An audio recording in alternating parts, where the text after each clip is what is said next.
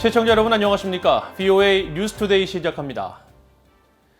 미국 의회가 지난 3일 대통령 선거와 함께 치른 상하원 선거를 마치고 워싱턴 의정 활동에 복귀했습니다. 그런데 현재 의회에 계류 중인 한반도 관련 법안과 결의안 22건이 제대로 처리되지 않고 있습니다. 특히 대북 제재 강화 법안과 한국전 종전 촉구 결의안 같이 관심을 모았던 안건들 모두 연내 처리가 불투명해지면서 자동 폐기 수순을 밟고 있습니다. 첫 소식 이조은 기자가 보도합니다. 미국 의회에 계류 중인 한반도 관련 안건은 미한동맹 강화를 위한 같이 갑시다 법안과 대북 제재 강화 법안, 미국 이산가족 상봉 법안과 한국전 종전 촉구 결의안 등 모두 22건입니다. 지난해부터 이어진 회기에 모두 31건의 한반도 관련 안건이 상정됐지만 이 가운데 약 30%인 9건만 처리된 겁니다.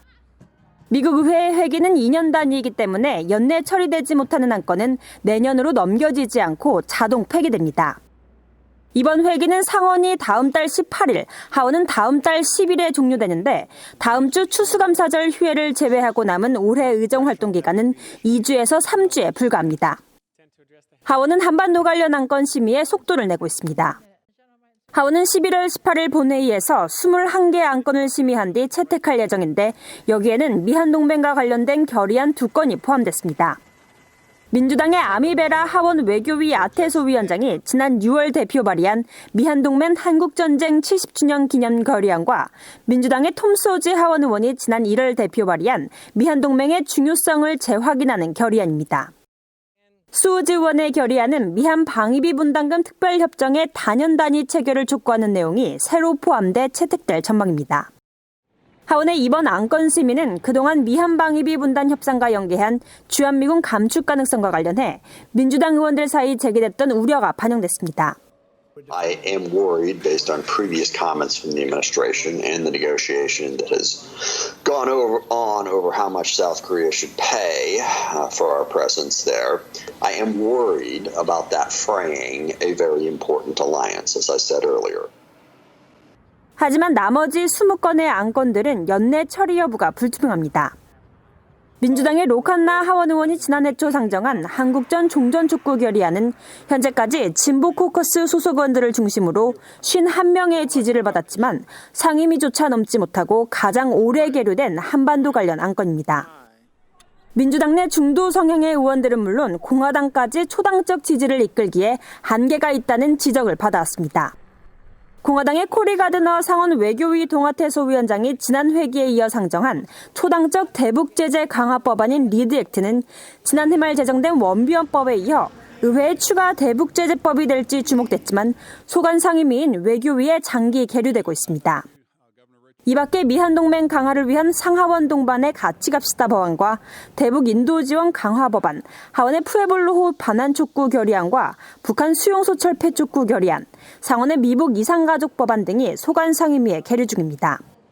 올해 미국 정치권에 관심이 11월 3일 선거에 쏠린 데다 신종 코로나 바이러스로 인한 비상사태, 그리고 미북 협상 교착 상황 등의 영향으로 한반도 관련 안건은 의회의 우선순위에서 밀린 것으로 파악됩니다. VOA 뉴스 이조은입니다. 스페인 주재 북한 대사관을 습격한 반북단체 자유조선 측 관계자가 사건 당시 배후에 미국이나 북한이 있을 수 있다면서 관련 증거를 요구하고 나섰습니다. 자유조선은 피살된 북한 김정은 국무위원장의 이복형 김정남의 아들 김한솔을 구출시킨 단체로도 잘 알려져 있는데 현재 김한솔은 미국 중앙정보국 CIA의 보호를 받고 있다는 주장도 제기됐습니다. 함지하 기자가 보도합니다. 지난해 2월 스페인 주재 북한 대사관을 습격한 혐의로 체포된 크리스토퍼 안 씨의 변호인은 지난달 법원에 검찰의 협조를 요청하는 문건을 제출했습니다. 안 씨의 변호를 위해 미국 검찰이 몇 가지 증거를 제공해야 한다는 건데 여기에는 북한인들도 당시 습격 사건에 동의했다는 점과 또 미국 정부가 암묵적이든 혹은 명시적이든 자유조선의 사건을 승인했다는 사실 등을 뒷받침하는 내용이 포함돼야 한다는 겁니다. 이 같은 주장은 당시 반북단체 자유조선의 습격 사건에 미국 정부와 심지어 북한 측 누군가의 승인이나 동의 과정 등이 있었다는 겁니다.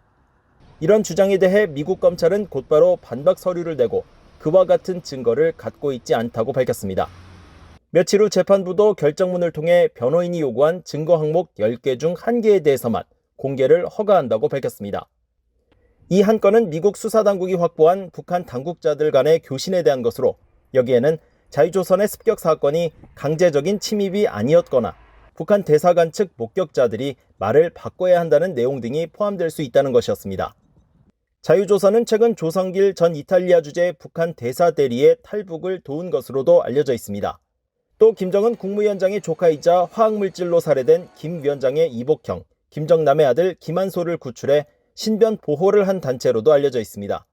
김한솔은 지난 2017년 김정남 살해 사건 약 3주 뒤 유튜브 영상에 등장해 자유조선을 이끄는 에이드리언 홍창 씨 등에게 감사 인사를 전한 바 있습니다. My father has been killed a few days ago. I'm currently with my mother and my sister, and we're very grateful to Adrian for his help.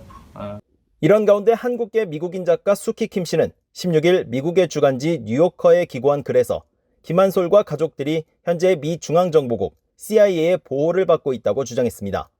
김 씨는 이 글에서 김정남 살해 사건 당시 마카오에 거주하던 김한솔이 에이드리언 홍창 씨에게 연락을 취해 도움을 요청했고 이후 홍창 씨는 한 개 나라로부터 김한솔 가족의 피신을 허락받았다고 설명했습니다.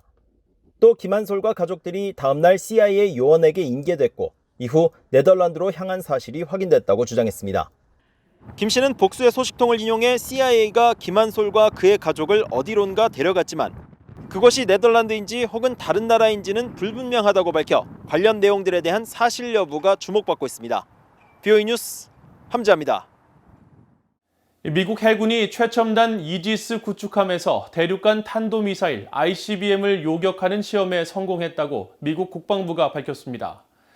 미국 국방부 산하 미사일 방어청은 16일 보도자료를 통해 이날 오후 7시 50분쯤 하와이 인근 이지스급 구축함에서 태평양 마셜 군도로부터 발사된 가상의 대륙간 탄도미사일 ICBM을 요격하는 데 성공했다고 밝혔습니다. 또 ICBM 요격에는 미국과 일본 회사가 공동 개발한 고고도 해상 요격 미사일 SM-3 블록 2A가 사용됐으며 미사일이 태평양 상공 대기권 밖에서 격추됐다고 설명했습니다. 존 힐 미사일 방어청장은 성명을 통해 이번 시험은 개발된 레이시온 미사일이 ICBM급 표적을 성공적으로 격파할 수 있다는 것을 보여줬다며 미국의 이지스 프로그램에 대한 놀라운 성과이자 중대한 이정표라고 말했습니다. 유엔 안보리가 정한 연간 정제유 대북 수출량 50만 배럴 제한 이행 방안과 관련해 중국과 러시아가 정제유 전환율 합의를 지연시켜 제재 이행에 차질을 빚게 만들고 있다고 유엔 주재 독일 대사가 밝혔습니다. 크리스토퍼 호이스겐 유엔 주재 독일 대사는 17일 유엔 안보리 회의 직후 기자회견을 통해 북한 핵실험에 대응해 대북 정제유 수출량을 연간 50만 배럴로 정한 대북 제재가 효력을 발휘하기 위해서는 결의한 내용을 준수해야 한다면서 여기에는 제재위원회의 수출 내역을 배럴 단위로 보고해야 하는 의무도 포함된다고 지적했습니다. 그러면서 러시아와 중국은 지금껏 배럴이 아닌 톤 단위로 보고하며 해당 의무를 저버려 왔고 전환율 관련 합의를 3년 이상 지연시키면서 위원회 결정과 협의회의 신뢰성을 손상시키고 있다고 규탄했습니다.